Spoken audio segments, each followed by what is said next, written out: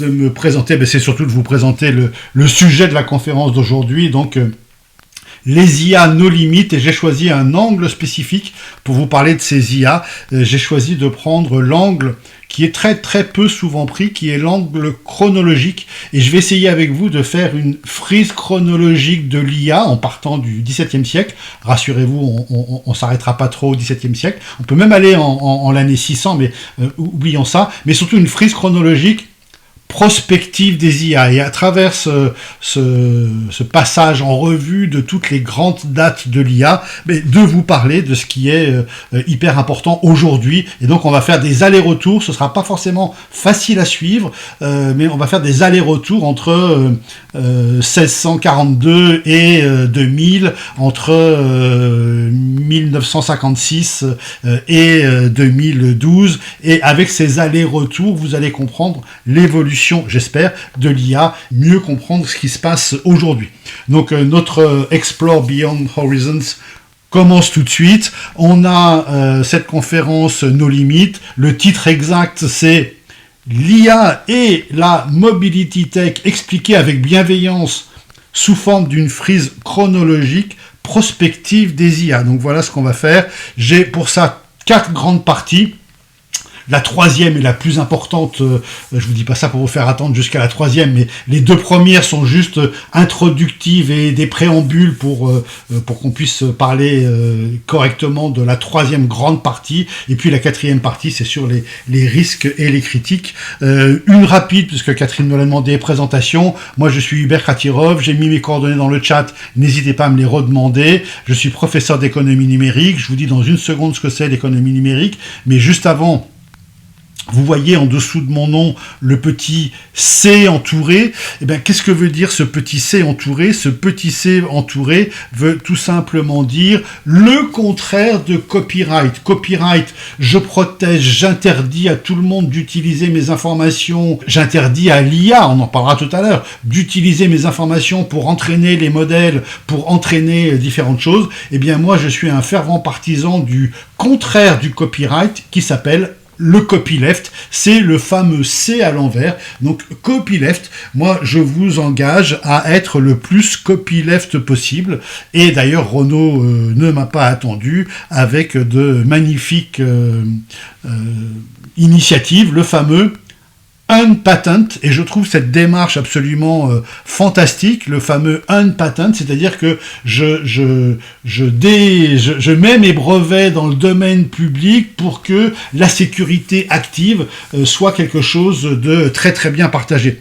Et c'est extrêmement bien vu de faire ça, pour la simple raison que vous connaissez mieux que moi les voitures, mais néanmoins, vous savez tout ce qui gravite autour d'une voiture, et vouloir copyrighter les caméras, les lumières, le NFC, la ventilation, les pompes à chaleur, ce serait impossible de tout copyrighter, et le fait de faire ça en copyleft, c'est une initiative extrêmement intéressante. Pour l'instant, ça ne concerne chez Renault que les aspects de la protection et des aspects safety, mais dans le futur, peut-être que vous partagerez d'autres brevets sur la gestion de l'énergie. Si on peut tous consommer moins d'énergie avec les voitures, énergie fossile et bien sûr énergie électrique aujourd'hui, ce serait encore mieux. Pour finir ma présentation très rapidement, j'ai écrit beaucoup de bouquins. Le dernier s'appelle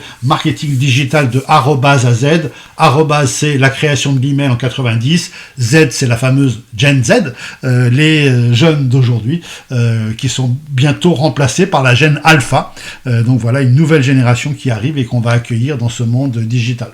Alors, l'économie numérique, qu'est-ce que c'est ? Je ne vais pas vous faire une longue présentation, je vais vous donner juste un slogan, et je ne vais même pas vous le traduire tellement il est facile. Software is eating the world. Et celui qui a dit ça, c'est quelqu'un de très connu dans le monde de l'IA, quelqu'un de très connu dans le monde digital. Il s'appelle Marc Andreessen. Il a fait une société après d'investissement, mais c'est lui qui a fabriqué Firefox, Mozilla, les premiers navigateurs.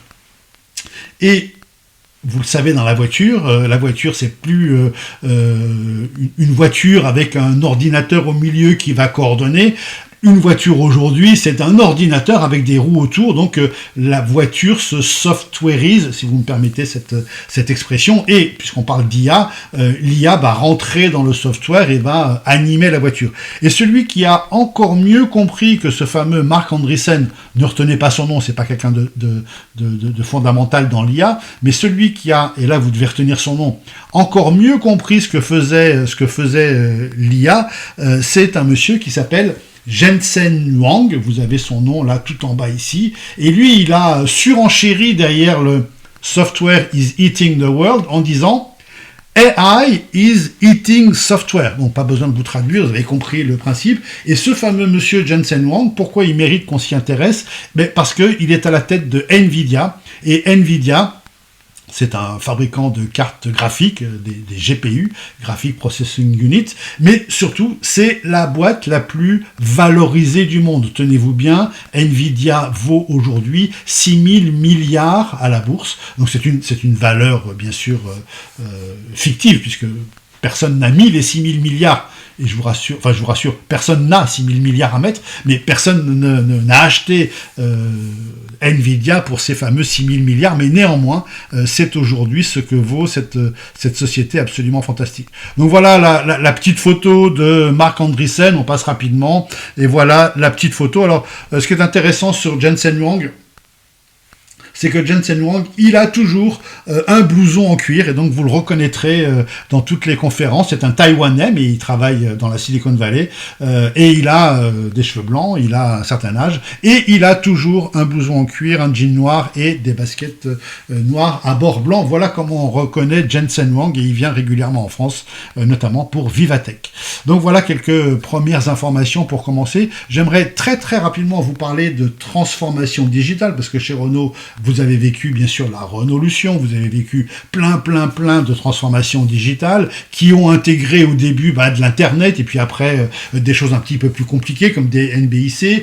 Aujourd'hui ça intègre l'IA, demain ça intégrera de la robotique, même si la robotique existe déjà depuis des décennies chez Renault, mais de la cobotique, des robots humanoïdes et puis demain encore de l'informatique quantique. Donc je suis d'accord avec Benoît, les cheveux blancs n'ont rien à voir avec l'âge, c'est un léger indicateur quand même. Donc cette IA qui vient transformer les entreprises, le mot de transformation, je travaille beaucoup dessus, et transformation digitale, je travaille beaucoup dessus, mais il me fait un peu peur ce terme de transformation, je lui préfère, et c'est pour ça que je vais vous en parler 2 secondes ici, le terme et on en parlera pendant toute cette conférence, le terme de transition. Transformer, ça veut dire qu'on va changer de structure, qu'on va changer de forme. Transition, c'est qu'on va petit à petit s'adapter. Et ce que je veux que vous reteniez ici maintenant, c'est que de cette transformation digitale, il faut retenir 2 éléments, 2 grandes voies de la transformation digitale. 1, la transition sur les produits qui vont bien sûr de plus en plus intégrer l'IA, et 2, la transition sur l'entreprise elle-même qui, dans ses processus, dans ses RH, dans ses finances, dans son marketing, dans son engineering, dans sa supply chain, dans la fabrication, va intégrer, puisqu'on parle d'IA aujourd'hui, de l'IA, mais ça pourrait être des nanotechnologies, ça pourrait être des robots, ça pourrait être toute autre chose. Eh bien, tout ça va arriver à la fois, et il faut bien gérer les deux, au niveau du produit et au niveau de l'entreprise. Voilà, j'en dis pas plus sur la transformation digitale, c'est pas le sujet du jour, mais comme l'IA en fait partie, je voulais vous en parler rapidement. Donc avant d'aborder le premier point de cette conférence sur l'ESG, sur l'écologie, parce que c'est un point extrêmement important lorsqu'on parle d'IA, je fais un tout petit passage par le site internet dont je vous ai mis l'adresse dans le chat, je vous la remets à l'instant dans le chat, et sur ce site internet que vous voyez là à l'écran, il y a la conférence d'aujourd'hui, donc les IA nos limites, frise chronologique prospective des IA. Et là, vous avez les slides avec une slide par page. Là, les slides avec 16 slides par page, c'est plus synoptique. Là, vous avez les slides en ligne. Et là, vous avez les slides en ligne avec les notes. Là, vous avez un article récent du Monde, en fait, une série d'articles sur les gourous de l'IA. Ça peut vous intéresser de les lire, je les ai mis ici. Et puis, vous aurez tout à l'heure le replay de la conférence et le clip de la timeline, la partie 3 la plus importante. J'attire votre attention sur les slides online avec notes, parce que c'est ça qu'on fait aujourd'hui avec de l'IA et du vibe coding. Vous avez les slides que l'on voit à l'heure actuelle. Je vais me mettre sur la slide des énergies fossiles, et je vais prendre des notes ici. On est à 4%, je vous dévoile le sujet, comme ça c'est une manière de travailler. 4% du CO2, j'écris n'importe comment, et vous entendez mon clavier, c'est pas très agréable. Et une fois que vous avez pris vos notes derrière toutes les slides, et ben vous pouvez directement enregistrer les slides avec les notes à côté. Donc tout ceci, c'est moi et l'IA, et ça s'appelle du vibe coding, V-I-B-E, vibe coding. On en reparlera en partie 3, mais là, je reviens, maintenant que vous avez vu le site et puis les possibilités du site, et il y a plein de bouquins à lire, plein d'infos sur le site. Je vous les détaille pas parce que c'est on est serré en temps, et j'attaque directement le sujet 1 qui va aller très très vite, ce sujet 1, puisqu'on parle d'énergie fossile, on parle de ESG, on parle d'impact sur l'écologie de l'IA, de cette RSE. Eh bien, laissez-moi vous donner le chiffre tout de suite qui, alors, suivant ce qu'on en pense, qui fait du bien ou qui fait du mal. Tout le numérique mondial aujourd'hui, c'est-à-dire y compris l'IA, y compris la fabrication des ordinateurs et des smartphones, y compris les data centers, y compris la 5G, y compris tous les ordinateurs du monde, c'est 4% de l'empreinte carbone et 4% des gaz à effet de serre. Pour vous donner un ordre de grandeur, c'est exactement la même taille que l'aviation mondiale ou que le transport maritime. Alors on peut dire 4% c'est beaucoup trop, ou on peut dire 4% ça va par rapport au service rendu, c'est un peu comme l'avion et c'est un peu comme le maritime. Et la grande question, Mathieu le dit dans le chat, la grande question c'est la tendance. Autant le maritime et l'aviation mondiale, c'est 4% depuis 10 ans et ça bouge pas. Autant le numérique, c'est 4%. Et si on ne fait rien, mais là, la loi de Moore va nous aider, si on ne fait rien, ça passera à 5, 6, 7, 8. Mais grâce aux innovations, et il faut être un peu technosolutionniste, il faut être un peu optimiste, grâce aux innovations, grâce à l'optimisation des GPU, grâce à un meilleur refroidissement, et pourquoi pas l'envoi absolument, et l'effet rebond. Je ne vais pas évoquer tous ces effets-là. L'effet rebond est un effet extrêmement pernicieux, puisque moins ça coûte cher en argent ou en CO2, et donc finalement, plus on s'en sert, et au total, ça devient plus cher.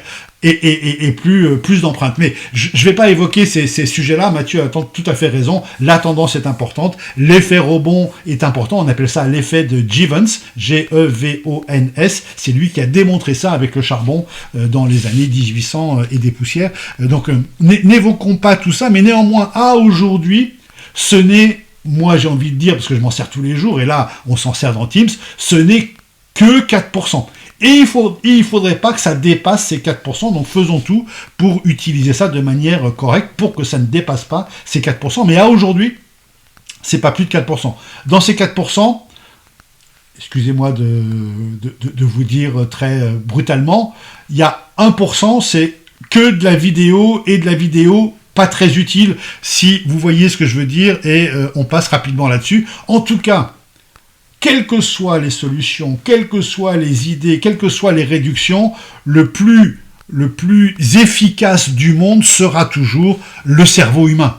On fera jamais mieux que les 20 watts que consomme notre cerveau. Donc ça, c'est totalement imbattable. Donc si on veut faire des économies d'énergie, utilisons nos cerveaux plutôt que ChatGPT. Et puis pourquoi pas faire confirmer par ChatGPT quelque chose si on a besoin d'avoir une confirmation. Voilà, un très rapide passage. Il y aurait 1000 choses à dire sur l'écologie et l'IA, sur l'écologie et le digital. sur l'écologie et l'électrification des voitures, sur l'écologie et l'électrification des pompes à chaleur et du chauffage. C'est pas le sujet d'aujourd'hui, donc je voulais juste le citer en début de conférence pour qu'on évacue, on l'évacuera jamais, mais pour qu'on soit à l'aise avec ce sujet-là. Deuxième sujet de cette conférence, encore une fois, on va passer très très très très vite, c'est l'éléphant dans la pièce, l'IA. Tout le monde en parle, j'ai presque envie de dire n'importe qui en parle, et avec un avis très tranché, c'est bien, c'est mal, c'est génial, c'est nul, on va devenir stupide, nos enfants vont plus savoir réfléchir, etc., etc., etc. Donc on ne peut pas ignorer cette IA, et cette IA, elle est aussi importante que l'arrivée de l'écriture en moins 3000 en Mésopotamie avec l'écriture cunéiforme, aussi importante que l'arrivée de l'électricité, et puisqu'on est chez Renault, aussi importante que l'arrivée de la voiture. Et tout comme l'écriture, tout comme l'électricité, tout comme la voiture, il y a quelques caractéristiques communes à toutes ces révolutions, à toutes ces innovations.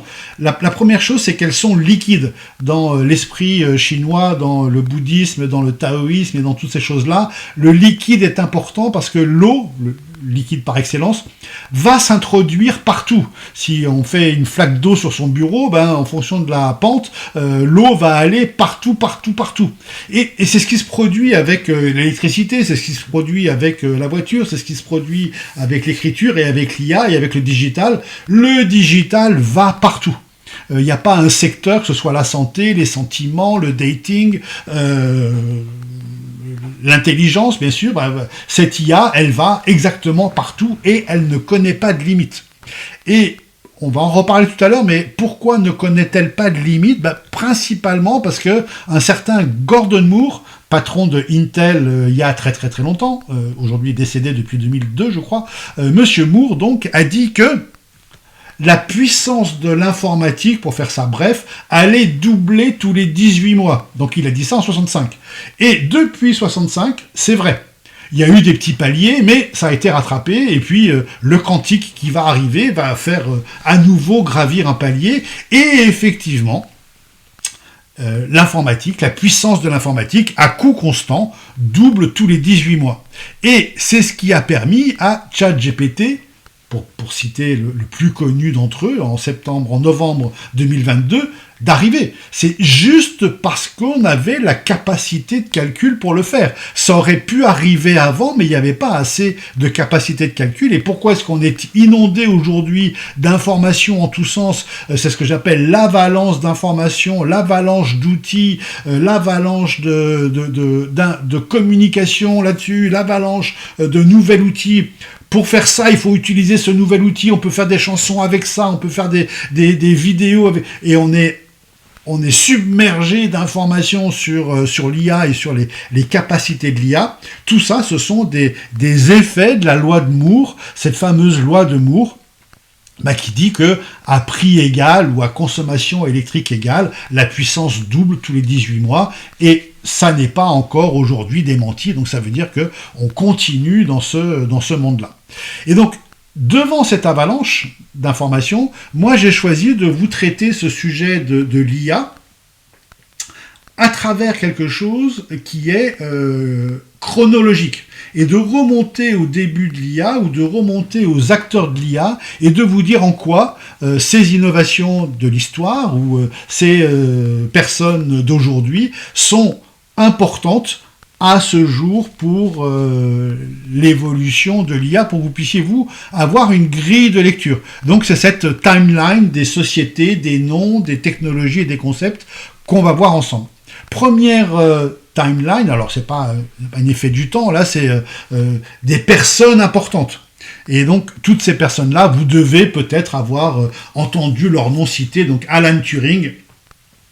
Là, c'est plus de la culture générale que de l'informatique, mais il a eu son heure de gloire. Yann Lequin, là, c'est plus de l'actualité. C'est le Français qui a fait l'IA chez Meta, Facebook, et qui aujourd'hui monte sa boîte qui s'appelle Ami, très joli nom, Ami. OpenAI, forcément, vous en avez entendu parler. Mistral, notre pépite française, notre décacorne, qui vaut aujourd'hui 13 milliards d'euros, Mistral avec le chat. Et puis AWS, il faut les citer aussi, Amazon Web Services, un hyperscaler, quelqu'un de très très très important. Et derrière ces noms, il y a des sociétés, et je vous ai fait un diagramme de ces sociétés, avec les forces en présence. Alors qu'est-ce qu'on a comme force en présence?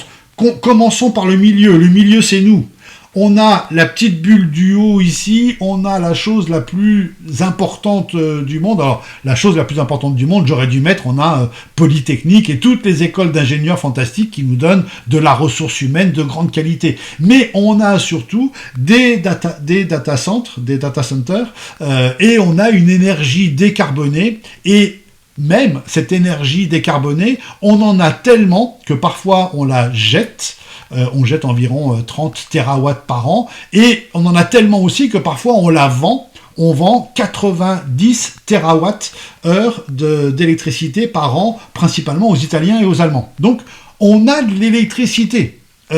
On a aussi ces boîtes, Mistral, j'en ai déjà parlé, le chat, la French Tech, on a QTI, on a AMI, on a plein de sociétés françaises qui sont absolument fantastiques, et on a des lois. Et du côté gauche, on a l'empire chinois avec Baidu, Alibaba, DeepSeek, Kaifuli, je n'ai pas le temps de vous en parler, mais Tencent, qui fait une IA qui s'appelle ZAI. Et de l'autre côté, on a tous les Américains, avec bien sûr OpenAI et Sam Altman, ChatGPT avec à l'intérieur chat.com, on a Perplexity, Llama, Copilot, on a Nvidia, bien sûr la plus grosse boîte du monde, TSMC qui est taïwanais, ASML qui est hollandais, Amazon, Anthropic, Google Gemini, et puis on a Terafab, je vous en parlais tout à l'heure, Terafab ça vient de chez Elon Musk, c'est la plus grosse usine du monde, 5 km de long, qui va voir le jour pour fabriquer des puces. Et quand vous regardez les forces en présence, vous voyez qu'il y en a beaucoup du côté américain, il y en a pas mal du côté chinois, et en France, on résiste pas mal, et il y a un grand absent de ces forces en présence, c'est lui, le grand absent. Le grand absent, c'est Apple. Apple n'est pas du tout dans l'IA, ou très très peu dans l'IA. Il y a bien Luc Julia, que vous connaissez bien chez Renault, qui a inventé Siri, mais il y a je peux le dire maintenant, des dizaines d'années. Je crois d'ailleurs qu'il n'est plus chez vous depuis quelque temps. Il a pris sa retraite, et on va dire, pour ceux qui le connaissent un petit peu, qu'il était temps. Mais Apple est complètement absent d'ici. Et ça me permet d'introduire une notion qui va vous distinguer Apple du reste du monde, c'est la notion de où est fait le calcul. Et Apple est partisan, et c'est pour ça qu'aujourd'hui on ne les voit pas, d'un calcul, donc un calcul d'IA, qui ne soit pas fait dans le cloud, comme tous les calculs qui sont faits aujourd'hui, qui ne soit même pas fait, comme on dit, on-premises, c'est-à-dire dans nos locaux, qui ne soit même pas fait comme on le fait dans la voiture, dans le edge computing, mais Apple veut une IA qui soit faite on-device, donc une IA embarquée. Donc l'IA d'Apple, et c'est pour ça qu'elle n'existe pas aujourd'hui, c'est que Apple refuse que les données que vous recherchez, ou les choses que vous demandez, et les réponses qui vous sont faites, transitent par les réseaux. Donc Apple ne veut pas du cloud pour l'IA. Et ça nous permet de faire une première distinction, vous voyez, entre les sociétés comme OpenAI, comme xAI, comme ZAI, comme Claude. Tout le monde parle de Claude en ce moment, très très très très bonne entreprise, Anthropic avec Amodei à sa tête. Mais tous ces gens-là sont partisans du cloud. J'ai un grand centre de calcul quelque part. Elon Musk veut même les mettre dans l'espace, mais ça c'est une autre histoire. J'ai un grand centre de calcul quelque part, et toutes les demandes que vous faites sont traitées, sont computées par le centre de calcul et vous sont renvoyées par le cloud. Et Apple dit non, moi je ne veux pas du cloud, je veux du on-prem dans mes locaux, et encore mieux, du on-device. Vous qui faites des voitures, quand un accident se profile à l'horizon, on n'a pas le temps de demander au cloud s'il faut freiner ou accélérer, tourner à droite ou tourner à gauche, que le cloud nous réponde. Vous comprenez bien que dans le cadre d'une voiture, l'informatique, le travail de recherche et la réponse doit être fait dans la voiture elle-même. Et c'est ce que nos amis de chez Apple veulent faire, et c'est pour ça qu'ils sont tellement en retard. Et là, dans ces forces en présence, on a parlé de OpenAI ici et de XAI ici. Eh bien, ça nous oppose deux personnes, et ces deux personnes, sont Sam Altman et Elon Musk. Et là, encore une fois, je ne vais pas vous parler de ces deux personnes-là, parce que c'est pas très, très important. Ce qui est important, c'est ce qui les anime, ce qui les sépare, et pourquoi ils ont créé ensemble, parce qu'au tout départ, c'est Sam Altman et Elon Musk qui ont créé OpenAI. Ils ont créé OpenAI suite à une dispute, même voire une discussion, voire même une soirée, avec Google, les deux patrons de Google, Sergey Brin et Larry Page. Donc les deux patrons de Google ont dit, nous on va faire de l'IA, mais on va faire de l'IA dans une boîte noire et on dira rien à personne. Et personne ne saura comment les choses ont été calculées. Et à l'époque, Sam Altman, qui était le best friend de Elon Musk, on dit, nous on trouve que cette initiative complètement propriétaire est nulle, ce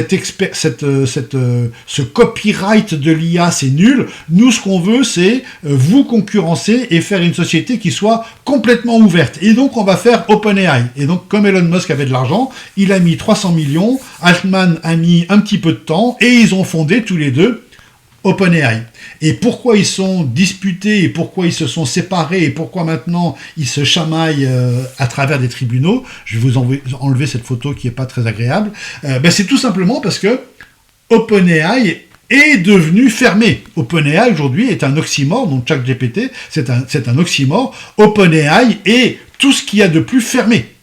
Et c'était pas la vision d'origine, c'était pas le pari d'origine, c'était pas la mission d'origine, et donc Elon Musk est fou furieux que Sam Altman ait transformé cette entreprise qui devait être ouverte, d'où son nom, OpenAI, en entreprise fermée.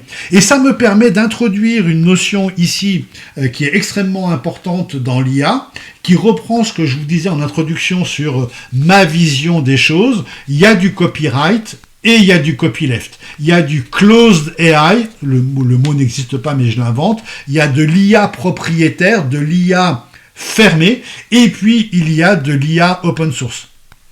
Et une des raisons pour lesquelles Yann LeCun est parti de chez Meta, c'est que Meta, Mark Zuckerberg, Facebook, en avait assez que Yann LeCun et ses équipes, très très larges équipes, fasse de l'IA et le donne au monde. Et Mark Zuckerberg a dit, nous maintenant, on va arrêter cette histoire et on va faire de l'IA pour faire du profit, et on partage plus rien avec le monde. Dans ces conditions, Yann LeCun est parti et il a fondé sa propre boîte qui s'appelle Ami et qui est basée à Paris, et lui est toujours à New York, mais puisqu'il est prof à NYU, mais il va pouvoir refaire une IA ouverte. Il y a d'autres raisons pour lesquelles il est parti, des raisons de LLM, des world models, mais je vous passe les détails. En tout cas, ça me permet d'introduire ici deux notions, la notion de IA open source et la notion de IA fermée pour le profit, propriétaire, avec un business model extrêmement fort. Et tant qu'on est dans les forces en présence, vous connaissez tous les GAFAM, inutile d'en parler plus que ça, vous connaissez peut-être les KHOLC, ça c'est la petite blague, c'est notre force française. Malheureusement, c'est pas de la technologie, c'est pas du digital, c'est du luxe. Vous me voyez arriver avec un Kering, Hermès, L'Oréal, LVMH et Chanel. Voilà notre force française, c'est le luxe. C'est une force que personne ne peut copier. Et puis, vous avez tout en bas les GOMAX. Alors, les GOMAX, c'est les nouveaux GAFAM, c'est tous les noms qui forment un espèce d'acronyme qu'on appelle GOMAX, tous les noms du monde de l'IA, donc à savoir Gemini, Google, si vous voulez le G, OpenAI, Meta, Microsoft qui est dedans, Mistral, on a Azure aussi, on a Anthropic et on a le fameux XAI. Donc voilà, les GAFAM sont petit à petit remplacés par les fameux GOMAX. Et je vous montre encore quelques noms de personnes importantes. On va reparler tout à l'heure encore une fois de Dennis Hassabis, une personne très très très importante, importante parce qu'elle bosse chez DeepMind qui a été racheté par Google, mais importante parce qu'elle a eu le prix Nobel et pour une chose assez étonnante. Bon, Geoffrey Hinton, Yann Lequin, c'est des gens que vous avez déjà croisés, que vous avez déjà commencé. Moi, j'ai commencé à suivre les cours de Yann Lequin en 2016 au Collège de France. Je pense qu'il sera futur prix Nobel. Et en 2016, ça fait donc 10 ans que Yann Lequin professe et parle de l'apprentissage profond, une révolution en intelligence artificielle. Donc 10 ans qu'il en parle, donc c'est vraiment quelqu'un dont on peut prendre la parole au sérieux par rapport à d'autres. Donc rentrons maintenant dans cette frise chronologique. On a parlé des personnes, des sociétés. La frise chronologique, qu'est-ce qui se passe au cours du temps? Alors, ce qui se passe au cours du temps, je vais juste le passer rapidement, vous le lirez, parce que je vais pas vous le commenter, c'est tellement long. Voilà plein de dates. Je vous laisse les lire. Encore d'autres dates. Encore une fois, je vous laisse les lire. Moi, je vais vous commenter seulement les grands moments, ceux qui sont en gras, ceux qui sont en rouge. Mais vous avez vous en avez même une qui est fabriquée en Python, pour ceux qui savent utiliser Python. Vous avez le code pour générer la timeline. Et vous avez d'autres timelines qui existent, beaucoup plus jolies que celles que j'ai fait moi, mais on va parler de tous ces éléments-là. Là, vous voyez un petit Elisa, on parlera de Elisa, c'est pas la chanson de Gainsbourg, même si j'ai très envie de vous la chanter, je ne le ferai pas, mais vous l'avez tous en tête du coup. Donc on parlera d'Elisa tout à l'heure. Moi, la frise chronologique que je vais utiliser avec vous, c'est une frise avec des hivers, parce qu'il y a ce qu'on appelle les AI Winter, donc l'hiver de l'IA, c'est quand il se passe rien et que plus personne n'y croit. Et puis tout d'un coup, il se passe quelque chose, et c'est ça qu'on va commenter ensemble, et on va en tirer les conséquences. Il se passe quelque chose, et hop, tout le monde y croit. Et puis, pendant quelques temps, 1 an, 10 ans, il se passe rien, donc plus personne s'intéresse à l'IA. Et puis tout d'un coup, il se passe un événement, et c'est ces événements qu'on va voir jusqu'à 2022 et jusqu'à, si possible, 2035. Donc, commençons par le commencement. 17e siècle. Notre ami Pascal, Blaise Pascal, en 1642, nous invente la pascaline. Et la pascaline, c'est le premier ordinateur, la première machine à calculer, peu importe comment on l'appelle, mais en tout cas, cette pascaline, elle a quelque part inventé l'algorithme.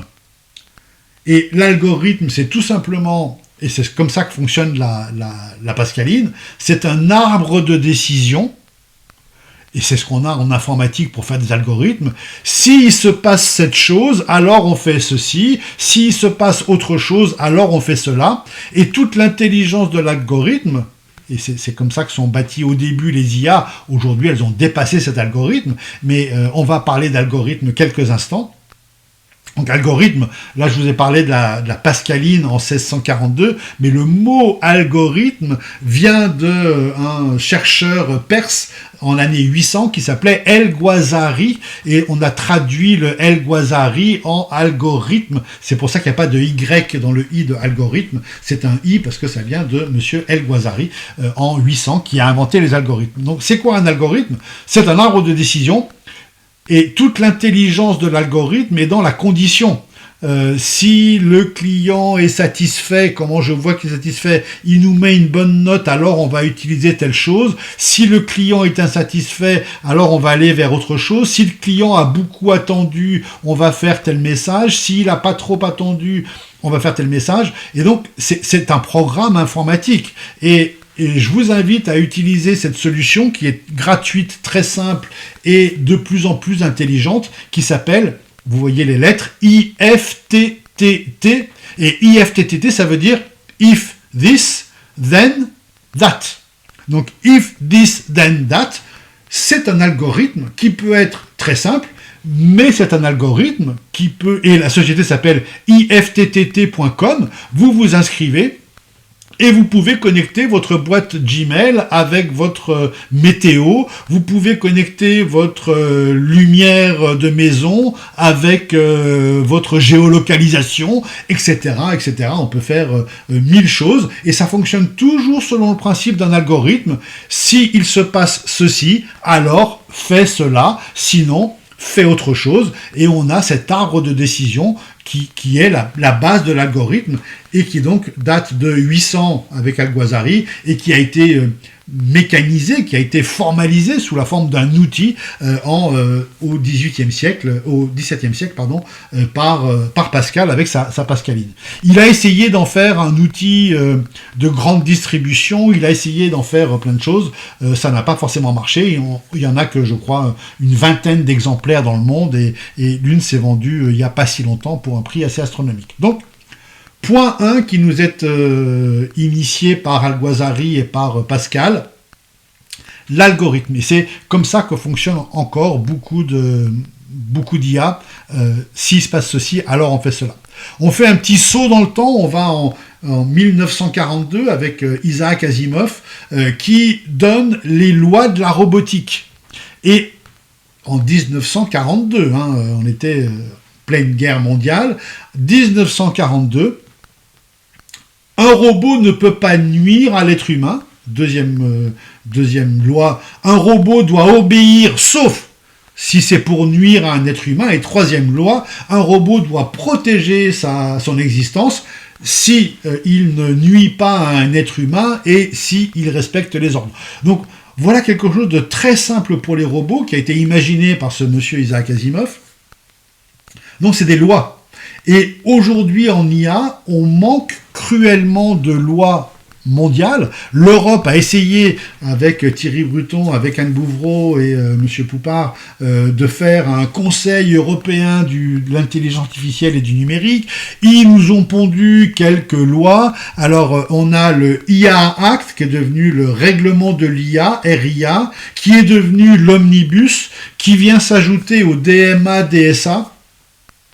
Tout ceci est extrêmement compliqué, ce sont des centaines de pages qui sont écrites, et on peut faire ceci, on peut pas faire cela, et dans le cas de, si on a plus de 10 000 clients, on peut faire ceci, si on a moins de 10 000 clients, on peut faire cela.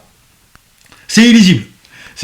Si on veut se conformer, franchement, il faut embaucher un juriste à temps plein. Revenons aux lois d'Asimov.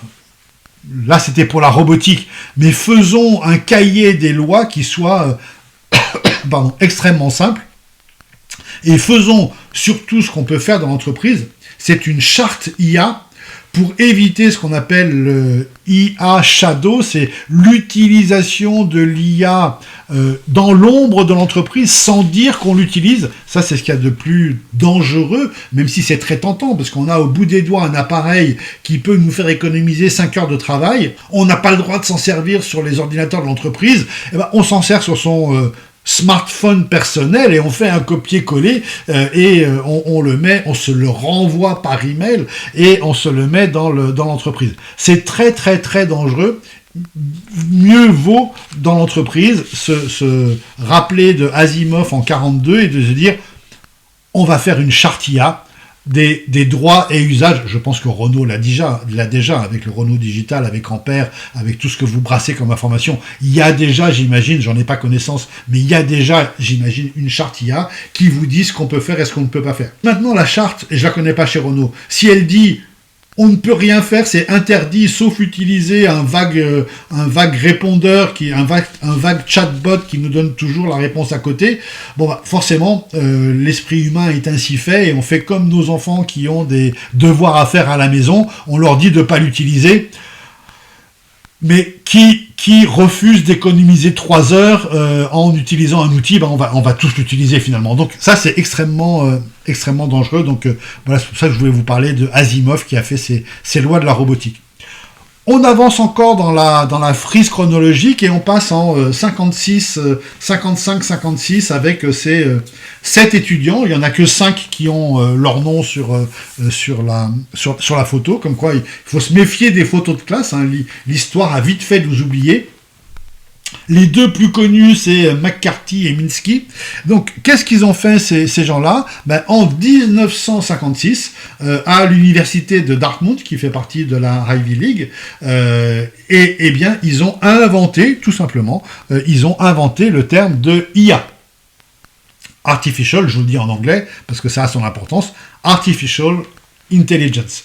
Faut pas oublier qu'à l'époque, intelligence, en anglais, ne veut pas dire clever, ne veut pas dire l'intelligence du raisonnement humain. Intelligence à l'époque, ça veut dire traitement d'informations, ça veut dire renseignement.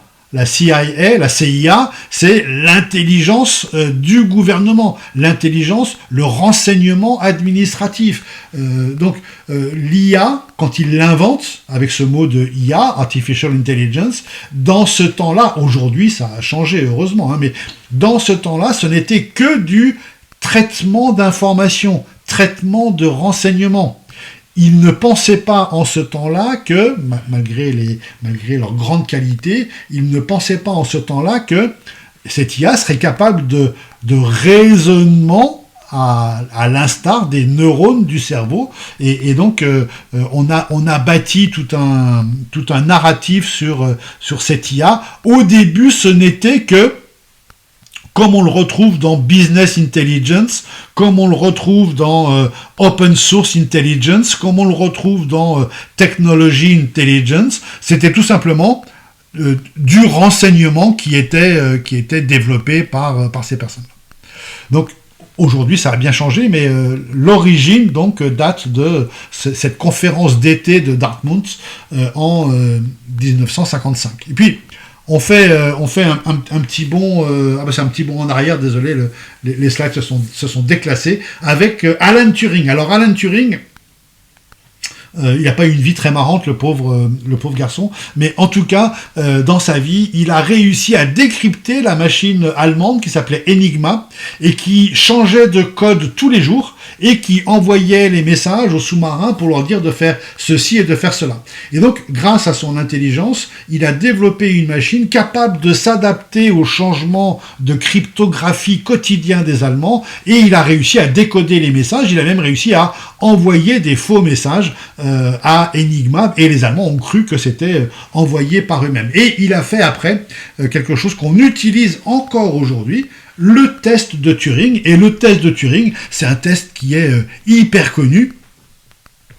C'est le test qui consiste à dire, vous dialoguez avec quelqu'un, voix ou texte, et vous devez dire si c'est un humain ou une machine. Je peux vous garantir qu'aujourd'hui, toutes les IA, même la plus éclatée au sol, elle se fait passer pour un humain très très facilement. Et elle déjoue toutes les ruses que vous pouvez faire. Est-ce que tu respires ? Elle va vous dire, en un certain sens, je respire, etc. Et elle ne vous dira pas qu'elle est une IA, sauf si vous lui demandez clairement, mais si vous ne lui demandez pas, elle se fait passer pour un être humain. Ce qui va nous poser, on le verra avec Elisa dans un instant, pas mal de problèmes, mais en tout cas, le test de Turing existe toujours aujourd'hui. Et ce que Turing a inventé en 1941 pour déjouer Enigma, aujourd'hui, avec le quantique, et je vais citer ici une entreprise française qui s'appelle Pascal, alors pas le Pascal avec un C du Blaise Pascal, mais le Pascal avec un Q comme quantique, Pasquale, si on veut le dire comme ça, c'est une boîte française qui fait de l'informatique quantique, et cette informatique quantique, elle est tellement puissante qu'elle va déjà continuer à respecter la loi de Moore. Pour l'instant, il y a plein de problèmes, et elle fonctionne que milliseconde par milliseconde, et le reste du temps, elle se trompe, mais la milliseconde où elle travaille plus vite qu'une année d'ordinateur normal. Donc, si on fait 3 millisecondes, on a 3 ans, si on fait 10 millisecondes, on a 10 ans, vous avez compris le principe. Et ce quantique va permettre comme l'a fait Alan Turing pour le code Enigma, va permettre de craquer beaucoup de codes qui sont aujourd'hui réputés inviolables. Les codes des banques, les codes des cartes bancaires, les codes des paiements, les codes des crypto-monnaies, etc., etc. Et vous voyez sur un un graphique ici, que la France avec Pascal, avec Alice et Bob, avec NextGenQ, avec d'autres sociétés. On n'est pas du tout en retard. Et si on additionne l'Allemagne, la France, le UK, Netherlands, Spain, l'Europe a de quoi lutter en IA contre les États-Unis, le Canada. Alors la Chine, c'est toujours un problème, on ne sait jamais si les chiffres qu'ils donnent sont justes ou faux, et il est possible, un peu comme on le verra tout à l'heure avec DeepSeek, qu'ils nous sortent un truc quantique qui fonctionne, et qu'on n'a pas vu venir. Ça, c'est tous les mystères de la Chine. Ils savent travailler en sous-marin. Pendant le Covid, je pense que vous l'avez vécu dans la voiture avec les BYD, les Xpeng et autre chose. Pendant le Covid, on a l'impression qu'ils étaient chez eux. En fait, pas du tout. Ils ont rattrapé un temps dingue pendant le Covid, et quand le Covid est fini, on a vu arriver des choses qu'on ne pensait pas possible, et ils font pareil avec leur avion. Je travaille beaucoup dans l'avionique aussi, ils font pareil avec leur avion, et leur boîte d'aviation, pendant le Covid, ils ont pris, pendant 3 ans de repos, ils ont pris 10 ans d'avance. Donc, ils sont capables de nous sortir un modèle quantique comme ça, de nulle part, et qui va améliorer tout ce qui existe. Mais néanmoins, on est loin d'être ridicule en France et en Europe sur le quantique, et ça, c'est vraiment quelque chose d'extrêmement important, et ça va nous permettre de crypter en quantique, pour le coup, ce qu'on ne veut pas que les autres qui ont le quantique décryptent. C'est un peu le principe de l'arme atomique, et on l'a ici. Et donc l'IA, bien sûr, nous aide grandement pour fabriquer ces machines quantiques, avec notamment ce qu'on cherche tous, les superconducteurs ou les supraconducteurs. C'est ce qui va permettre aux ordinateurs de tourner sans chaleur. Pour l'instant, c'est pas inventé, mais ça ne saurait tarder. Grâce à l'IA, on en parlera dans quelques instants quand on parlera de Demis Hassabis et de son prix Nobel de chimie, alors qu'il n'est pas chimiste. On passe par une autre étape, la fameuse ELISA. Alors ELISA, on va la mettre en 65, c'est une période de temps plus large. C'est le premier ordinateur à faire un chatbot et à parler avec quelqu'un. Et en 65, donc, on n'est pas, ça fait 60 ans, plus de 60 ans. En 65, déjà, les gens qui communiquaient avec ELISA s'attachaient à ELISA, à tel point que on a appelé cet effet l'effet ELISA, qui consiste à s'attacher à une IA ou à un système ou à un ordinateur. On sait que quand on parle avec ChatGPT, quand on parle avec Grok, quand on parle avec Perplexity, on sait que c'est une IA. On peut parler en vocal, on peut parler en texte. On sait que c'est une IA, mais on lui dit bonjour. On lui dit merci. On lui dit ça m'a beaucoup aidé. Et certaines personnes vont jusqu'à lui dire t'es tellement utile à ma vie. On sait que c'est une IA, mais ça n'empêche que cet effet ELISA qui a été découvert en 65 avec des modèles très basiques, et aujourd'hui, avec l'avancée de l'IA, ça prend un effet absolument dingue, et l'émotion et l'IA est quelque chose qui est extrêmement important. Et cette IA qui est capable de détecter des émotions à travers donc des informations qui sont envoyées par nos lunettes, nos montres, nos écouteurs, et aussi par notre voiture. Et si l'IA pouvait détecter nos émotions dans la voiture, notre fatigue, notre niveau de stress, notre niveau d'attention, et nous donner des conseils pour faire différentes choses, ce serait quelque chose d'extrêmement intéressant. Malheureusement, l'Europe interdit à l'IA de lire nos émotions, donc on n'aura pas ça en Europe. On l'aura peut-être dans le monde, mais en tout cas pas en Europe, en l'état actuel des choses. Donc ELISA, un moment très important où, on va dire, l'être humain est tombé amoureux de la machine. On va le résumer comme ça, c'est pas tout à fait comme ça, mais vous comprenez ce que je veux dire, et cet effet ELISA existe encore aujourd'hui. Autre date, un tout petit peu plus tard, en 65, monsieur Gordon Moore, tout à l'heure je dis qu'il était décédé en 2002, non, il est décédé en 2023, mais ce Gordon Moore, qui est le patron de Intel avec un autre Andy Grove, lance cette fameuse loi de Moore, qui dit que, je vous l'ai déjà dit, l'informatique double de puissance tous les 18 mois à prix égal et à consommation de chaleur égale. Et il faut faire, comme le disait Mathieu tout à l'heure, très attention à l'effet rebond, parce que c'est pas parce que ça consomme autant, 2 fois moins d'énergie, si on s'en sert 3 fois plus, en valeur absolue, on a dépensé plus d'énergie. Mais en tout cas, grâce à cette loi de Moore, eh bien, on peut faire aujourd'hui des choses absolument dingues. Et celui qui bénéficie le plus de cette fameuse loi de Moore, c'est le fameux Jensen Huang. Vous le voyez ici un peu plus tard que sur la photo qu'on a vue tout à l'heure en 2024, mais tous les ans, il fait sa GPU Technology Conference, et il a toujours son blouson en cuir, et chaque année, il nous montre des machines plus performantes, toujours selon cette fameuse loi de Moore. Et plus on a des machines performantes, plus on peut imaginer des choses à faire avec elles, et plus on a besoin, c'est le fameux effet rebond, et plus on a besoin de puces, de chips, de microchips performantes. Et c'est pour ça qu'un certain Elon Musk, que vous pouvez aimer ou que vous pouvez détester, moi je ne vous dirai pas ce que j'en pense, mais va lancer sa fameuse Terafab. Eh bien, la Terafab, c'est une usine de 5 km de long. Là, vous voyez à l'échelle, ces gigafactories actuelles, celles de Berlin par exemple, ou celles de Chine ou celles du Texas, elles ont toutes la même taille. Elles font 1 mile de long, 1,6 km de long. Mais la Terafab, elle va faire 5 km de long et elle aura pour objectif, pour satisfaire toujours la loi de Moore et la demande supérieure, elle va avoir pour objectif de fabriquer 1 terawatt de consommation, ce qui est énorme, de puces par an. Et donc, c'est le projet qui va voir le jour peut-être en 2027-2028. En tout cas, c'est la Terafab. C'est à peu près 5 fois la Gigafactory, et on sait à quelle vitesse il peut les construire.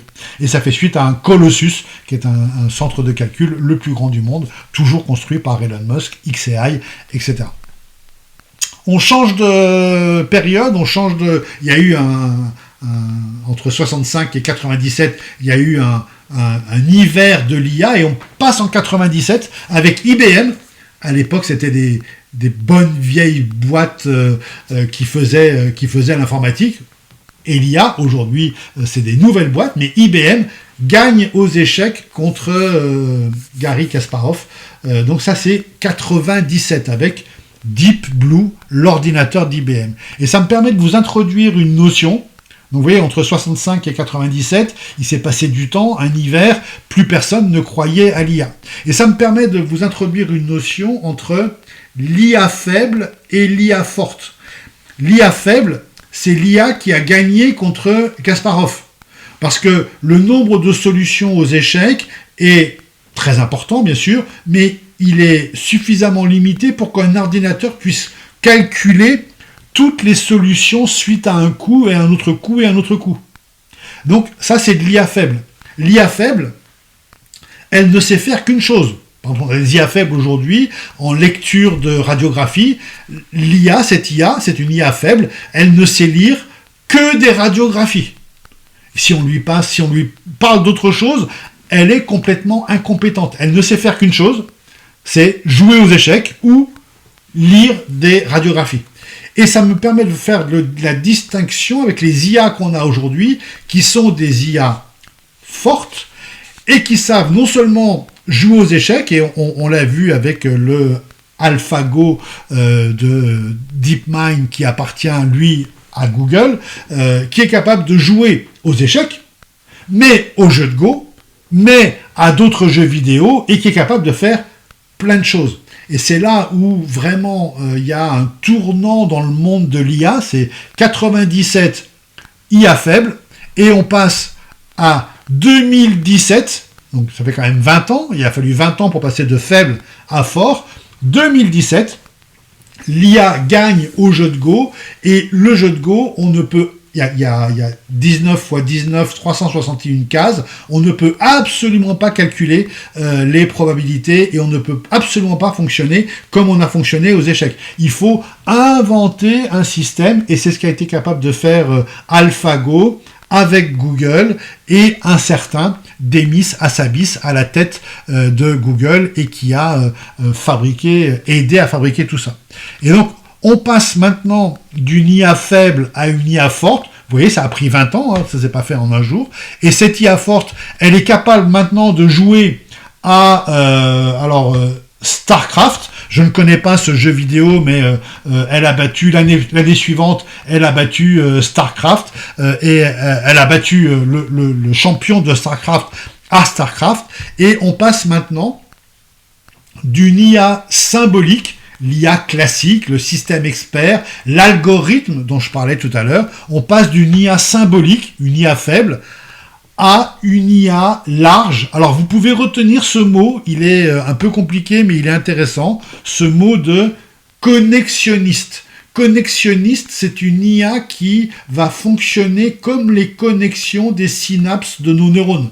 Et c'est pour ça qu'on l'appelle connexionniste. C'est la seule IA qui peut gagner au jeu de Go. Une IA symbolique ne peut pas gagner au jeu de Go parce que les possibilités sont trop larges. L'IA connexionniste, elle fonctionne comme nos neurones et elle peut gagner au jeu de Go, mais elle peut gagner à beaucoup d'autres jeux.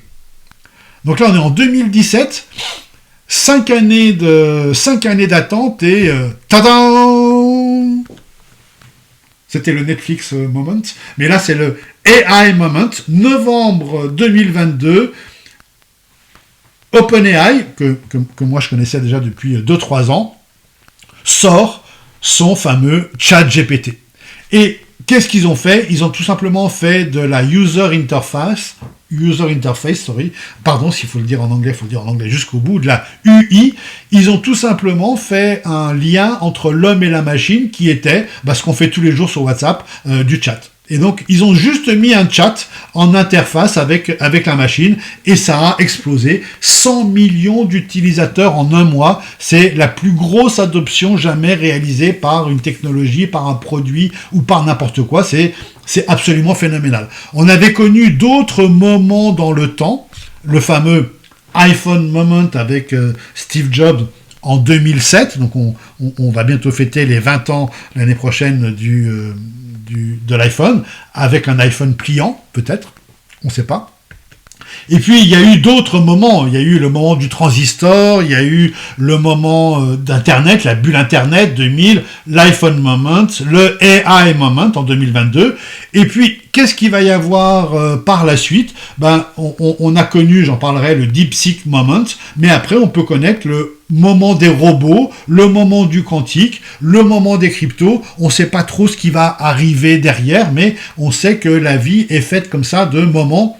Il y a le jour de avant cette évolution et le jour de après cette évolution. C'est ce qu'on appelle un moment. Voilà, le AI Moment, c'est novembre 22. Tout le monde se sert de ChatGPT et depuis 2022, depuis novembre 22, on va dire 23 pour arrondir à l'année, depuis 2023, ça fait 3 ans que tout le monde nous parle d'IA tous les jours. Et qu'est-ce que fait cette IA en 2022 par rapport à ce qu'elle fait aujourd'hui? Elle est assez bête, cette IA de 2022. C'est une IA générative, attention à ne jamais confondre générative et générale, c'est totalement opposé, et c'est une IA qui est conversationnelle. Elle fait de la conversation. C'est-à-dire que vous lui parlez, elle vous répond, en voix ou en texte. Vous lui demandez une photo, elle vous génère une photo. Vous demandez une vidéo, elle vous génère une vidéo. Mais à chaque fois, il faut, ce que tout le monde fait, il faut copier le résultat de l'IA et le coller quelque part. On fait du copier-coller. C'est ce qu'on appelle les IA génératives, les IA conversationnelles. Elle nous donne des réponses, et ces réponses, il faut qu'on les colle, copie-colle, à l'endroit où on veut qu'elles apparaissent. Attention à ne pas confondre IA générative et IA générale. Générative, c'est on discute avec et elle génère un texte, une image, une vidéo. Générale, elle sait tout faire comme nous et elle nous remplace. Donc, surtout, ne confondez pas générale et générative, ça n'a vraiment strictement rien à voir. Et on avance un petit peu dans la timeline, on était en 22, bing, on passe en 24, avec le voilà qui revient, Demis Hassabis. Alors, ce qui est fondamental avec ce monsieur-là, c'est que non seulement il a créé DeepMind qui a permis de battre Lee Sedol au jeu de Go, il s'est fait embaucher par sa boîte DeepMind, a été rachetée par Google, et après il a continué à travailler, et attention, c'est là qu'il y a vraiment un tournant ça doit vous faire dans vos têtes un tournant. Vous devez vous dire, ah bah zut, alors ça je l'ai pas vu venir. Figurez-vous que Demis Hassabis, il est informaticien. Et il reçoit le prix Nobel de chimie. Il n'est pas chimiste. Mais il reçoit le prix Nobel de chimiste. Je vous passe les détails parce qu'il a réussi à déplier une protéine. Passons les détails. Mais grâce à l'IA qu'il a entraîné, il a entraîné une IA à faire de la chimie. Et en fait, c'est l'IA qui a reçu le prix Nobel. Et comme on ne pouvait pas remettre le prix Nobel à une IA, on l'a donné à M. Hassabis qui a créé cette IA. Donc c'est là où ça doit vous faire twister en vous disant, donc l'IA est plus intelligente qu'un prix Nobel de chimie puisqu'elle est capable d'avoir le prix Nobel de chimie devant les vrais chimistes qui ont un doctorat de chimiste et 10 ans, 20 ans de recherche en chimie dans les pattes. Eh bien, cette IA, entraînée par un informaticien, elle fait mieux. Et pour la beauté du geste et pour compléter ce que j'ai dit tout à l'heure, ce fameux monsieur Hassabis a laissé son fameux AlphaFold, c'est la manière de plier une protéine, a laissé son AlphaFold en open source et le monde entier l'a utilisé et ça a été un énorme succès. Et on arrive là pas à la conclusion, j'ai encore des choses à vous dire, mais ce qu'a fait Demis Hassabis, c'est qu'il a open sourcé son AlphaFold, donc le logiciel d'IA qui permet de plier les protéines, et il l'a donné au monde entier, ce qui permet à tout le monde de l'utiliser. Alors ça nous permet d'arriver à une loi ici extrêmement précieuse et extrêmement importante. Je vous l'affiche en grand. L'IA qui n'a pas d'application, qui sert juste à faire de la conversation, des belles photos, des belles vidéos qu'on jette 10 minutes après, c'est ce qu'on appelle de l'IA. Voilà. Il y a un nouveau logiciel d'IA qui permet de faire du vieillissement prématuré, qui permet de te voir bébé, qui permet de faire ceci, qui permet de... ça c'est de l'IA. Mais, attention, grand changement, l'IA qui fonctionne et qui vous rend un service, c'est plus de l'IA, c'est une application. Si votre application météo utilise de l'IA et vous donne la météo exacte qu'il va faire pendant 3 jours, vous vous en moquez que ça utilise l'IA ou pas. Pour vous, c'est une app qui marche super bien. Si votre voiture vous évite 3 accidents dans votre vie, vous vous en moquez que ce soit de l'IA, pas de l'IA, qu'elle soit symbolique ou qu'elle soit connectique. Pour vous, votre voiture vous a évité 3 accidents. C'est tout. Et donc, l'IA qui fonctionne, et c'est ça qu'il faut vraiment retenir, l'IA qui fonctionne, c'est tout simplement une application et on ne doit pas se rendre compte que c'est de l'IA. Et je cite là Gilles Babinet, qui est quelqu'un d'extrêmement important dans le monde digital français. La vocation de l'IA, alors lui il a dit la vocation de la technologie c'est de disparaître, et moi je traduis ça sur l'IA. La vocation de l'IA c'est de disparaître. C'est qu'on l'utilise sans savoir qu'on l'utilise, parce qu'elle nous rend des services. Et elle fait des choses utiles, mais elle les fait en silence et elle les fait tranquillement. Et ça, c'est hyper important à comprendre, notamment quand on est dans les interfaces homme-machine, les IHM, ou dans les User Interface, les UI, c'est que l'utilisateur ne doit pas avoir la sensation d'utiliser cette IA pour l'utiliser. Et on va parler que de ça maintenant, en passant par un autre moment, qui est un moment qui a surpris tout le monde, le fameux DeepSeek Moment. La Chine était complètement sous les radars, et tout d'un coup, janvier 2025, un peu ce qu'ils ont fait en 57 avec les Spoutnik pour la NASA, tout d'un coup, ils ont dit « Ah, nous aussi, on a une IA, elle s'appelle DeepSeek, logo baleine, et elle marche mieux que toutes les autres, et elle coûte 10 fois moins cher. Alors, est-ce que c'est vrai, est-ce que c'est faux? On ne saura jamais. Et elle est très légère, on peut la mettre sur un ordinateur du commerce, on peut la mettre un peu partout. Et donc, c'est le DeepSeek Moment. Tout d'un coup, tout le monde s'est affolé en disant, mais comment ils ont réussi à faire ça, à faire une IA si légère, à faire une IA si rapide, alors qu'on ne les a pas du tout vus venir. C'est un peu l'histoire du Spoutnik avec la NASA. Les Russes, en l'occurrence pas les Chinois, mais les Russes ont montré qu'ils savaient faire mieux, et puis très très vite. Et ça, c'est la magie ou l'inquiétude de la Chine. Ils font ça très bien. Et ça me permet de vous introduire une notion extrêmement importante dans ce monde de l'IA. Retenez bien ces 3 grandes étapes. 1, le training. 2, l'inférence. Et 3, les agents. Le training, c'est tout ce qui se passe en back-office pour fabriquer une IA. Et donc, il y a des heures et des heures d'entraînement, des heures de compute, des données à manger. Il y a tout un training à faire. Quand le training est terminé, c'est ce qui consomme le plus d'énergie, quand le training est terminé, on passe à la phase d'inférence. Vous ne connaissez pas le terme peut-être d'inférence, mais c'est ce que vous faites tous les jours quand vous interrogez une IA. Interroger une IA, en termes techniques, s'appelle une inférence. Donc quand votre IA est entraînée, vous la mettez à disposition du public, et le public va donc faire des inférences, poser des questions. Et on arrive tout doucement, j'espère que je ne vous ai pas perdu, et j'espère que vous êtes bien avec moi. On passe à la 3e étape qu'on va évoquer maintenant, c'est bien de faire des inférences, c'est bien de poser des questions à l'IA, elle nous répond, c'est bien de faire la conversation, hein, on a un nouvel ami, on lui parle, il nous répond, c'est génial. Mais maintenant, 3e étape, cette IA, elle doit être capable d'agir pour nous, d'agir en notre nom, de faire le travail pour nous. On lui pose une question, on lui dit « fais ceci pour moi » et puis elle nous répond à la fin « ça y est, c'est fini ». Et là, on a vraiment fait la 3e étape. Et c'est ce que le DeepSeek Moment a réveillé tout le monde en disant eh bien, il y a des systèmes chinois qui sont capables d'aller beaucoup plus loin.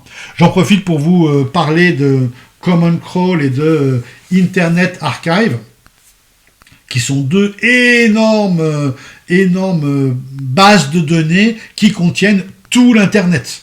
Donc si vous voulez entraîner une IA, vous achetez, entre guillemets, vous achetez toutes les informations d'Internet à une certaine date, à Common Crawl ou à Internet Archive, et vous entraînez votre IA avec. Donc on peut le faire après dans n'importe quelle langue. Si vous demandez à Common Crawl ou à Internet Archive de vous livrer tout Internet en français, et ben il va vous livrer tout l'Internet en français et vous entraînerez votre IA uniquement. Alors ces IA, vous avez vu dès le titre, j'ai à chaque fois insisté sur les IA au pluriel. Il y en a beaucoup. Je vais pas toutes vous détailler, là il faut 3 jours.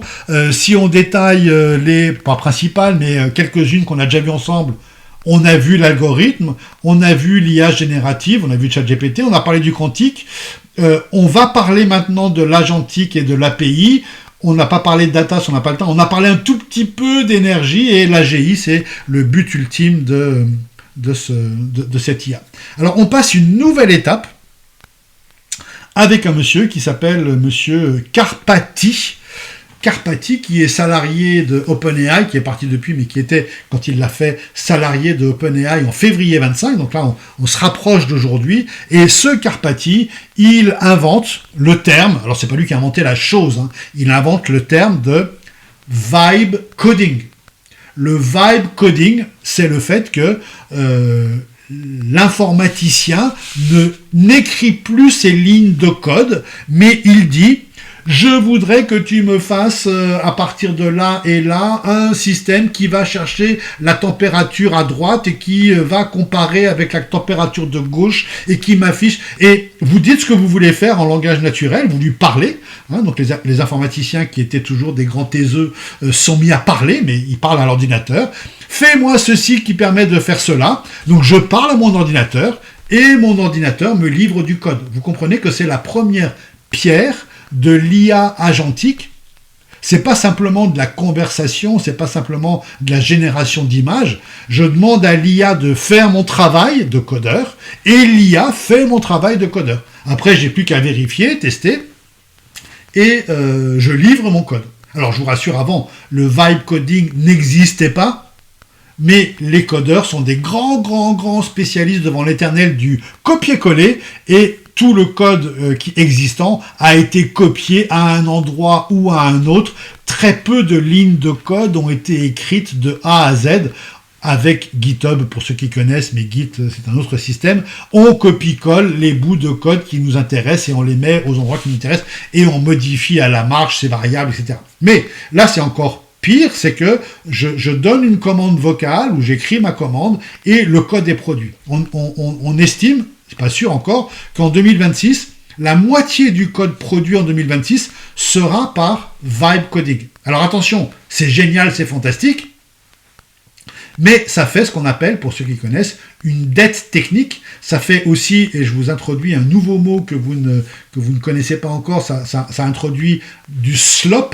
Le slop, c'est de la bouillie, c'est le truc pas bien fait, quoi. C'est ni fait ni à faire, c'est pas bien fait, c'est de la bouillie, c'est pas beau. Eh ben, le code devient du slop, tout comme certaines phrases, certains textes faits par ChatGPT ou autre, devient de la bouillie parce que il est entraîné sur des choses qui sont pas bonnes et donc il va donner quelque chose de pas bon, ce qu'on appelle la collapsologie, le modèle qui collapse parce qu'il s'effondre sur sa bêtise à lui-même. Et donc avec le vibe coding, on est très rapide, hein, je l'ai mis ici, on a de la vitesse, mais cette vitesse va à l'encontre de la solidité.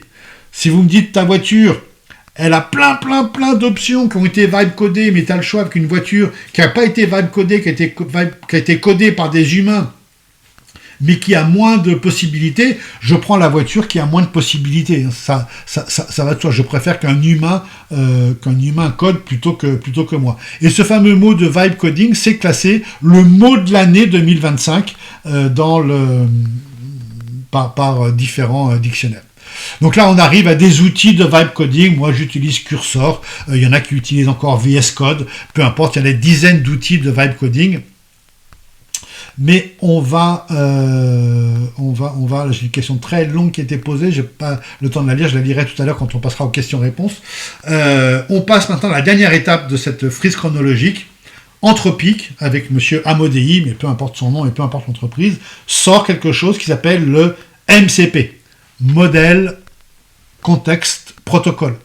Pour ceux qui connaissent les API, c'est un peu un style d'API, c'est de l'API API-able et automatisable. Donc déjà, API, il y a automation dedans, mais peu importe, vous comprenez le principe, c'est de l'API au carré. Donc l'API, ça existe depuis très longtemps, depuis facilement les années 90. En 2002, Jeff Bezos chez Amazon a dit « Tous ceux qui n'utilisent pas des API à l'informatique vont être virés ». Donc toujours agréable d'avoir un patron sympathique et nuancé. Et on arrive à une notion maintenant intéressante, qui est la notion, sont les demandes manuelles, les demandes d'êtres humains, et quelles sont les demandes automatiques. On s'aperçoit aujourd'hui que les demandes manuelles que l'on fait, vous et moi, à l'IA, ça représente que 20% par des prompts vocaux, par de la conversation, et en automatique, à travers des API, à travers des MC, plein d'autres applications, eh bien, ça nous fait des choses qui sont automatiques. Et on arrive à ce grand dilemme, ce sera le début de la conclusion, et on va commencer à conclure maintenant, qui nous amène vers un monde, vous connaissez le B2C et le B2B, ça va de soi, mais est-ce que vous connaissez le A2A et le M2M? C'est un peu pareil. Le A2A, c'est le agent to agent. C'est donc le business d'agent à agent. Et le M2M, c'est le business de machine à machine. Prenons le cas de la maintenance prédictive d'une voiture. Une voiture qui serait autonome, qui pourrait rouler toute seule, elle s'aperçoit un soir pendant qu'elle est au garage qu'il lui manque cette pièce. Elle décide, parce que vous ne vous en servez pas le lendemain, elle décide d'aller toute seule chez le garagiste, d'envoyer un message au garagiste disant « j'ai besoin de changer cette pièce ». Elle arrive chez le garagiste par un robot lui change cette pièce et elle revient se garer à la maison et vous payez la facture. C'est du agent to agent ou du machine to machine. Et grâce à l'IA, grâce au MCP, il y a de plus en plus de choses. Je pense à un exemple très précis qui sont les appels d'offres. Une entreprise qui aurait besoin de changer sa flotte de 50 voitures. Je vois très bien le directeur des approvisionnements ou le directeur financier demander à l'IA, fais-moi un tableau des 5 voitures possibles pour une flotte de 50 voitures. Je veux pas que la mensualité dépasse 250 €. Je ne veux pas qu'elle soit plus que tel prix. Je ne veux pas qu'elle soit de tel style et tel style. Regarde ce qui est disponible sur le marché, à quel prix, avec le financement. Eh bien, c'est l'IA qui va venir interroger Renault. C'est plus un être humain qui va dire « Allô Renault, j'ai besoin de... » C'est l'IA qui va venir interroger Renault, qui va chercher la disponibilité des voitures à travers des MCP, qui va chercher les financements et qui va permettre de rendre un tableau à la personne. Et ce tableau sera finalement la réponse à appel d'offres. Et c'est là où on passe de agent à agent avec une prochaine révolution qui sera sur les robots et une encore prochaine révolution qui sera sur la singularité. Donc je conclus rapidement avec, comme vous avez compris que ce qui visitait le web aujourd'hui, c'est plus des agents de l'IA que des êtres humains, eh bien le web est terminé, le web est fini.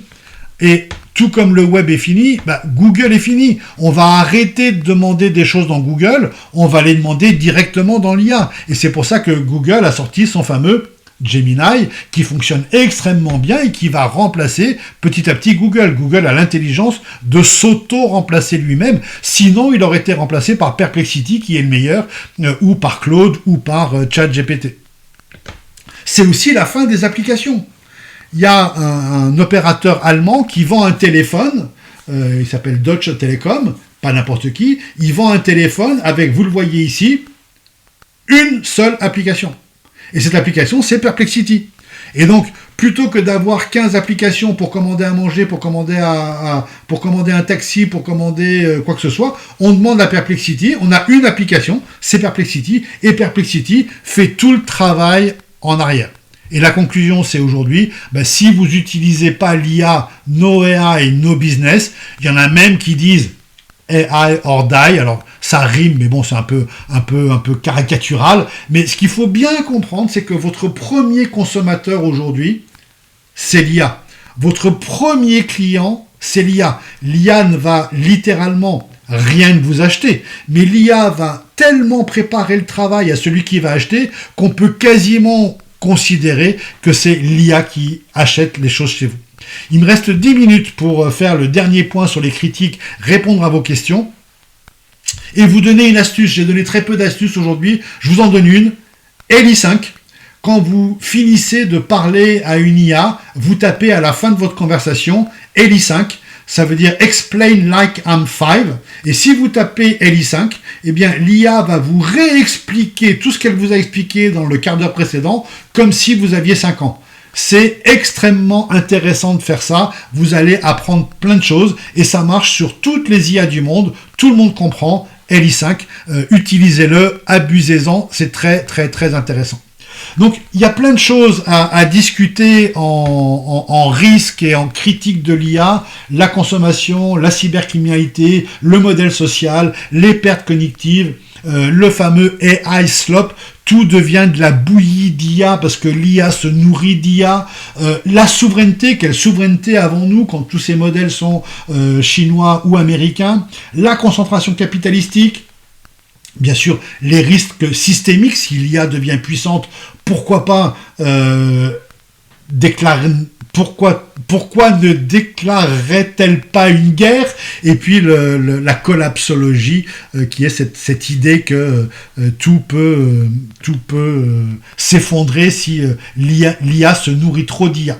Donc je vais prendre le temps, une seconde simplement pour vous remercier de votre attention. Je vais lire les questions et je vais y répondre. Donc je la lis à haute voix pour que tout le monde soit OK avec Benoît pour la séance questions-réponses, donc on y est.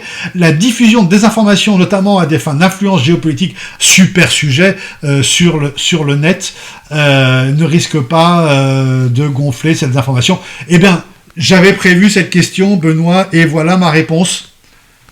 Monsieur Staline, sans IA, était capable, vous le voyez là, de faire disparaître un camarade qui était pas bien, il le fait disparaître sur la photo. Et ici, autre photo de, alors je sais pas si c'est Staline ou quelqu'un d'autre là, c'est Malchenko, accusé d'être un espion. Voilà, il était là sur la photo, hop, il y est plus. Et Staline s'est lui-même fait refaire le visage. Alors pas par l'IA bien sûr, mais par de la retouche photo. Donc ces deepfakes, cette manière de faire de la désinformation existait bien avant l'IA. Alors bien sûr, l'IA le rend disponible à n'importe quel idiot. C'est l'avantage de l'IA, c'est que même un idiot peut devenir intelligent. Et effectivement, ça va proliférer. Dernière prolifération en date, on vous envoie une photo d'un colis avec votre nom sur le colis, avec la photo d'un camion, on vous dit « c'est le colis que je dois vous livrer, est-ce que vous pouvez m'appeler ?» Bien sûr, c'est un fake, et bien sûr, c'est fait par quelqu'un qui est pas très malin, mais qui a trouvé l'IA pour faire quelque chose comme ça. Et donc, on doit, par la formation, aiguiser notre sens critique, et justement ne pas se faire berner et avoir aujourd'hui, comme disait McLuhan qui disait le médium c'est la source, le message c'est la source du message, c'est pas le message. Et bien aujourd'hui on doit se préoccuper de qui dit quoi et qui parle de quelle position. Si c'est un professeur de GEM Alpine Business School qui vous parle, il a vérifié, il a travaillé et il vous dit pas des bêtises. Si c'est machin au café du commerce, c'est moins sûr. Si vous recevez un mail et vous savez que l'émetteur est bien la personne, a priori c'est bon. Si l'émetteur est bizarre, ça peut être bizarre. Les IA... Absolument, la question, je la lis en diagonale de Mathieu. Absolument, c'est le risque de l'AI slop ou le risque de l'AI slop, le voilà, le risque de s'effondrer sur soi-même, parce que si l'IA se nourrit d'IA, on va tomber sur quelque chose qui est slop, et le mot de l'année 2024 pour le Merriam-Webster. Et c'est effectivement un risque, et c'est pour ça que moi j'insiste pour que beaucoup de gens garantissent que leur publication est humaine. Moi je garantis que ma présentation d'aujourd'hui a été faite sans IA, et donc ce plan chronologique, il a été fait sans IA, il va nourrir l'IA, mais peut-être nourrira-t-il l'IA, c'est très prétentieux ce que je vais dire, bye bye Agnieszka, c'est très prétentieux ce que je vais dire, j'espère nourrir l'IA d'une nouvelle manière de voir l'IA.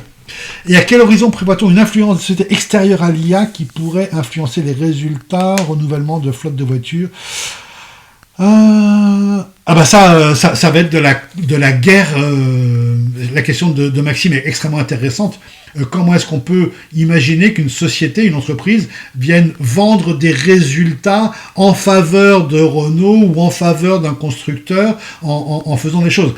C'est tout ce qui s'est fait pendant des années en SEO, Search Engine Optimization, les réseaux sociaux et sur Internet, on a essayé de manipuler l'algorithme de Google pour arriver en première position. On va faire exactement pareil sur l'IA, pour manipuler l'IA pour être en première position et être le premier constructeur automobile qui ressort en cas d'un appel d'offres. Et donc la parade à ça, c'est la parade qu'on connaît depuis des années, la parade à ça, c'est d'être encore meilleur que c'est toujours le problème des gendarmes et des voleurs qui ont des voitures plus rapides. Les gendarmes doivent avoir des voitures plus rapides que les voleurs. C'est pareil pour les virus. Les antivirus doivent être plus rapides que les gens qui font des virus. Là c'est pareil, on doit être meilleur que les gens qui nous font de la contre-publicité. Je pense que fait par un humain, ça va être le bio de demain. Bonne fabrication artisanale, bonne remarque, je vais l'intégrer dans la présentation. Fait par un humain, c'est bio, c'est artisanal. Et 1000 fois d'accord avec Mathieu, si c'est une révolution au même titre que l'écriture, ça prend le plus tôt possible. Là, encore une fois, 1000 fois raison. Alors, encore question de Mathieu, quelle réflexion actuelle pour les pouvoirs publics pour une instruction dès la primaire de l'usage de l'IA? Mais Mathieu, je prie pour que le ministre de l'Éducation nous entende. Je prie pour qu'ils arrêtent de dire l'IA n'est pas utile, il faut l'interdire. Je prie pour que les profs utilisent l'IA, pour que les enfants utilisent l'IA, et pour qu'on le fasse le plus tôt possible. et pour qu'on voit à quel point c'est utile et à quel point c'est nocif. Et il faut apprendre aux enfants que copier-coller, ça fait pas fonctionner le cerveau. Mais poser des questions, discuter avec l'IA en disant mais explique-moi ça différemment, le fameux LI5, explique-moi ça différemment, ça peut être un magnifique professeur particulier qui vous enseigne en partant exactement du niveau que vous avez et non pas du niveau moyen de la classe. Donc l'IA pour l'éducation, ça peut être un truc absolument mais fantastique, ça devrait réconcilier les parents avec les écrans pour que les enfants utilisent l'IA, posent des questions à l'IA. Il ne s'agit pas que l'histoire du soir soit racontée par l'IA, ce serait déplorable, mais discutons avec l'IA pour qu'elle nous invente une situation et puis on fait continuer la situation à l'enfant ou aux parents. Voilà, on a le début de l'histoire, on invente la suite de l'histoire et pourquoi pas donner la suite de l'histoire à l'IA pour qu'elle invente une autre suite et qu'on commente la suite inventée par l'IA. Mais c'est un jeu qu'il doit, comme le dit Mathieu, comme l'écriture, c'est un jeu qu'il faut jouer le plus tôt possible, qu'il faut apprendre le plus tôt possible pour s'en affranchir. Et c'est très important de pouvoir s'affranchir de l'IA. Moi, j'espère qu'ensemble, on aura fait un peu de Explore Beyond Horizons. Je vous remercie encore une fois avec quelques minutes d'avance sur cette conférence et vous aurez bien sûr dans les slides un récapitulatif de tout ce qu'on vient de se dire sous forme de slides récapitulatifs avec tous les termes qu'on a utilisés. Sur le site, je ne vous l'ai pas détaillé, mais il y a tout un glossaire, il y a plein de références d'articles à lire, il y a plein de musiques qui peuvent être intéressantes. Donc je vais peut-être laisser à Catherine le mot de la fin. Merci encore pour votre attention. J'espère que c'était pas trop technique, trop rapide, trop fouillis. J'ai essayé d'avoir une ligne directrice, cette fameuse chronologie, cette frise chronologique, cette timeline. J'espère que ça vous a plu et merci beaucoup.